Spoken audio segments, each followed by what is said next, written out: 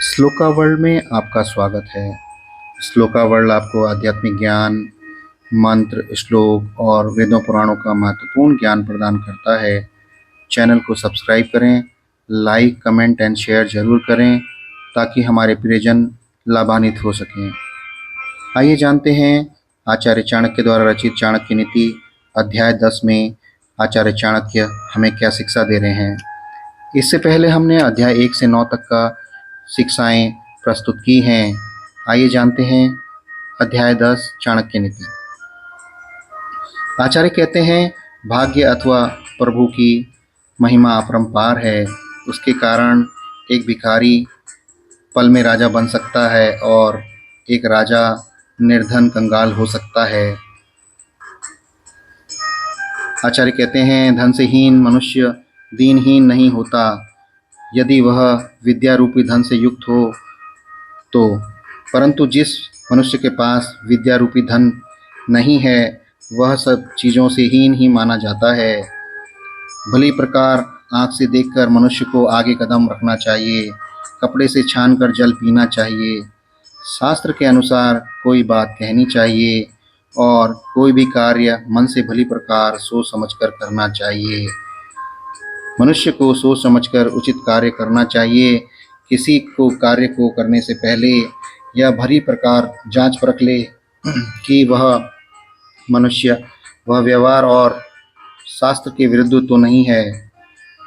सदैव सावधान और सचेत रहकर प्रत्येक कार्य को करने की सलाह दी गई है। जल के प्रति की गई असावधानी अनेक रोगों की उत्पत्ति कर सकती है। यदि सुख की इच्छा हो तो विद्या अध्ययन का विचार छोड़ देना चाहिए, और यदि विद्यार्थी विद्या सीखने की इच्छा रखता है तो उसे सुख और आराम का त्याग कर देना चाहिए, क्योंकि सुख चाहने वालों को विद्या प्राप्त नहीं हो सकती और जो विद्या प्राप्त करना चाहता है उसे सुख नहीं मिल सकता। आचार्य का विश्वास है कि विद्या प्राप्ति के समय विद्यार्थी को सुख सुविधाओं की आशा छोड़ देनी चाहिए, क्योंकि कठोर तप से ही विद्या की प्राप्ति हो सकती है। यदि विद्यार्थी विद्या में पारंगत होना चाहता है तो उसे निरंतर अभ्यास करना पड़ता है, जो सुख से नहीं हो सकता। क्या कठिनाई से मिलने वाली कोई भी वस्तु मूल्यवान नहीं होती? अतः विद्यार्थी को सुख की आशा ही छोड़ देनी चाहिए, अन्यथा उसे विद्या प्राप्त नहीं हो सकती। भोग और ज्ञान परस्पर दोनों विरोधी हैं। कवि की कल्पना से क्या नहीं देख सकते, अर्थात सभी कुछ देख सकते हैं, और स्त्रियां क्या नहीं कर सकती, वे सभी प्रकार की मनमानी कर सकती है। नशे में चूर व्यक्ति क्या नहीं बोल सकता, अर्थात कुछ भी बोल सकता है, और कौवा क्या नहीं खाता। इस प्रकार आचार्य कहते हैं कि यहाँ प्रयोग किया गया ऋषि और कवि दोनों एक ही अर्थों में किया गया है। कहा जाता है कि जहाँ न पहुँचे रवि वहाँ पहुँचे कवि, और ऋषि उसे कहते हैं जो मंत्रों का साक्षात्कार करता है। स्त्रियां अपने दुस्साहस के कारण ऐसे कार्य कर सकती है जिन्हें करने में पूर्व मनुष्य कई बार सोचेगा। नशे में चूर व्यक्ति जो कुछ भी मन में आता है वह बोल देता है, उस समय उसे बुरे भले का ज्ञान नहीं होता। इसी प्रकार कौवा भी अपने स्वभाव के कारण कहीं भी जा बैठता है। भाग्य की महिमा अपरंपार है, क्योंकि वह निर्धन अर्थात भिखारी को पल में राजा बना सकता है और राजा को कंगाल। इसी तरह भाग्य के कारण धनवान व्यक्ति निर्धन बन जाता है और निर्धन धनवान बन जाता है। मांगने वाला लोभी मनुष्य का शत्रु होता है। मूर्खों का शत्रु उसे सदुपदेश देने वाला होता है। व्यभिचारिणी स्त्रियों का शत्रु पति होता है और चोरों का शत्रु चंद्रमा होता है। लोभी अथवा लालची व्यक्ति को उसको अपना शत्रु समझता है, मानता है। जो उससे किसी चीज़ को लेने की आशा रखता है अथवा कुछ मांगता है, मूर्खों को सदुपदेश करने वाला और उन्हें सन्मार्ग पर चलाने वाला उनका सबसे बड़ा शत्रु होता है, क्योंकि मूर्ख व्यक्ति की यह विशेषता होती है कि किसी कि अच्छी बात को वह कभी नहीं मानता और अपने कार्यों को ही सही ठहराता है। जो स्त्री व्यभिचारिणी है, पति उसे इस काम से रोकने का प्रयत्न करता है, इसलिए उसे वह अपना शत्रु मानती है। चोर लोग रात्रि के समय अंधकार में अपना कार्य करते हैं। चांदनी रात उनके लिए चोरी करना असंभव हो जाता है, इसलिए चंद्रमा उनका शत्रु है। और इसी प्रकार जो किसी के कार्य में रुकावट डालता है, वह उसका शत्रु है। जिन मनुष्यों के पास विद्या न हो, न ही उन्होंने किसी प्रकार का कोई तप किया है, जिनको दान देने की प्रवृत्ति न हो, न ही उन्हें ज्ञान है, दया और नम्रता आदि भी नहीं है, गुण और धर्माचरण की भावना नहीं है, ऐसे मनुष्य पशु के रूप में इस संसार में विचरते हैं। धर्म ही मनुष्य को मनुष्य बनाता है। जिन व्यक्तियों में किसी प्रकार की भीतरी योग्यता नहीं, अर्थात जो अंदर से खोखले हैं, बुद्धिहीन हैं, ऐसे मनुष्यों को किसी भी प्रकार का उपदेश देना उसी प्रकार व्यर्थ होता है जिस प्रकार मलयाचल पर से आने वाले सुगंधित हवा के झोंकों का बाँस से स्पर्श। जिस व्यक्ति में किसी प्रकार की भीतरी योग्यता नहीं और जिसका हृदय भी साफ नहीं, उसमें बुरे विचार भरे हैं, उसे किसी भी प्रकार का उपदेश देना व्यर्थ है, उस पर उपदेश का कोई प्रभाव नहीं पड़ेगा। ऐसा होना उसी प्रकार व्यर्थ है जैसे चंदन के वन से आने वाली सुगंधित वायु के स्पर्श से बाँस में न तो सुगंध ही आती है और न ही वह चंदन बन पाता है। जिस व्यक्ति के पास अपनी बुद्धि नहीं, शास्त्र उसका क्या कर सकेगा। आँखों से रहित को दर्पण का कोई लाभ नहीं हो सकता। आचार्य का कहना है कि केवल बाहरी साधनों से कोई ज्ञानवान नहीं हो सकता। मनुष्य के भीतर निहित संस्कारों को भी बाहरी साधनों से उभारा और निखारा जा सकता है। आचार्य कहते हैं, खेत में बीज ही न हो तो खाद आदि देने से फसल नहीं उगती। कभी कभी तो उल्टा ही होता है। इच्छित फल को पाने के लिए किए गए उर्वरों के प्रयोग से ऐसी हानिकर फसल लहलाने लगती है जिससे किसी ने कभी कल्पना ही नहीं की होती। आचार्य कहते हैं, इस संसार में ऐसा कोई उपाय नहीं जिससे दुर्जन व्यक्ति को सज्जन बनाया जा सके। बिल्कुल उसी तरह जिस प्रकार गूदा को चाहे सैकड़ों प्रकार से और सैकड़ों बार धोया जाए, फिर भी वह श्रेष्ठ अंग नहीं बन सकता। जो मनुष्य अपनी ही आत्मा से द्वेष रखता है, वह स्वयं को नष्ट कर लेता है।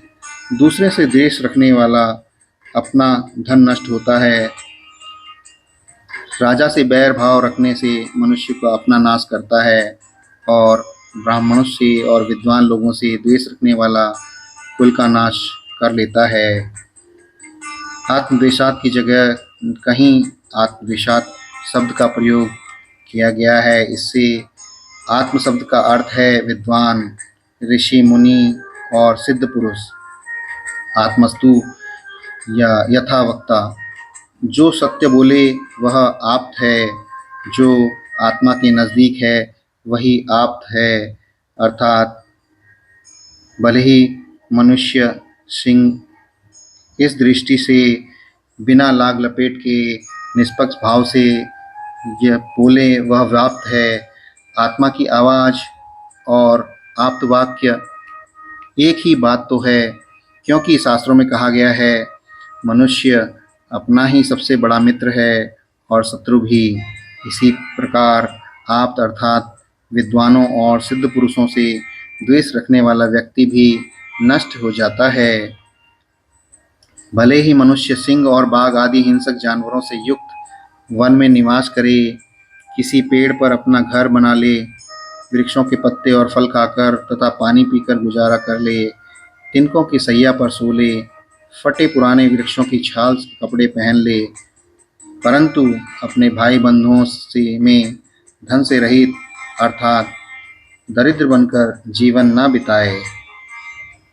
इसमें आचार्य कहना चाहते हैं कि वह इस प्रकार भली प्रकार स्पष्ट बात कहते हैं कि निर्धनता एक प्रकार का अभिशाप है। आचार्य का मानना है कि व्यक्ति अन्य सभी प्रकार के कष्ट सहन कर सकता है, परंतु निर्धनता के कारण अपने सगे संबंधियों द्वारा किए जाने वाले अपमान को सहन नहीं कर सकता। निर्धन को कौन अपना मानता है। विद्वान और ब्राह्मण एक वृक्ष के समान है और संध्या अर्थात प्रभु की उपासना और आराधना उसकी जड़ है। वेद उसकी शाखाएं हैं और धर्म कर्म उसके पत्ते हैं। इसलिए यत्नपूर्वक जड़ की रक्षा करनी चाहिए, क्योंकि जड़ के नष्ट हो जाने पर न शाखाएं रहेंगी न ही पत्ते। विद्वान एक वृक्ष के समान है। प्रातः और सायं दोनों कालों के बीच में जो समय पड़ता है उसे संधि वेला कहते हैं। उस समय ब्राह्मण प्रभु की पूजा और उपासना करता है, यह उसका आवश्यक कर्म है। और विद्वान ब्राह्मण रूपी वृक्ष के फलने फूलने की जड़ें हैं अथवा आधार हैं। वेद का ज्ञान उस वृक्ष की शाखाएं हैं। उसके धर्मानुकूल अच्छे कार्य उसके पत्ते के समान हैं। इसलिए यत्नपूर्वक उस वृक्ष के मूल की रक्षा करनी चाहिए। मूल की रक्षा से ही वृक्ष फलता और फूलता है। यदि जड़ ही नष्ट हो जाएगी तो वृक्ष कैसे बनेगा, बचेगा। आचार्य कहते हैं कि प्रत्येक को, विद्वान को और सभी जनों को संध्या करनी चाहिए। इसी से वह ब्रह्म बल को प्राप्त करता है। माता लक्ष्मी, कमला देवी अर्थात माता लक्ष्मी जिसकी माता हैं, और सर्वव्यापक श्री विष्णु जी जिसके पिता हैं, प्रभु के भक्त जिनके भाई बंधु हैं, ऐसे पुरुष के लिए तीनों लोकों में अपने ही देश के समान हैं। रात्रि के समय अनेक रंग रूप वाले पक्षी एक वृक्ष पर आकर बैठते हैं। प्रातःकाल सभी दसी दिशाओं में उड़ जाते हैं। ऐसे में क्या शोक करना। इसी प्रकार संसार रूपी परिवार में अनेक बंधु बांधव और रिश्तेदार उसी तरह आकर मिलते हैं। जिस प्रकार सायंकाल होते ही अनेक तरह के पक्षी बसेरा लेने के लिए एक पेड़ पर आ बैठते हैं और समय आने पर अर्थात सूर्य के उदय होने पर वे विभिन्न विभिन्न दिशाओं में चल देते हैं। इसी प्रकार एक परिवार में इकट्ठे हुए बंधु बांधव भी समय आने पर बिछड़ जाते हैं। इसलिए उनके संबंध में किसी प्रकार का शोक करना उचित नहीं है। जिसके पास बुद्धि अर्थात ज्ञान है उसके पास ही बल होता है। बुद्धिहीन व्यक्ति के पास कहाँ बल। जंगल में अपनी शक्ति के मद में मस्त सिंह को एक खरगोश ने मार डाला। यही इसका प्रमाण है कि बुद्धि ही सर्वोपरि है। पंचतंत्र में भी इस कथा का उल्लेख मिलता है कि छोटे से खरगोश ने अपनी बुद्धि से बलवान सिंह को भी मरने को विवश कर दिया।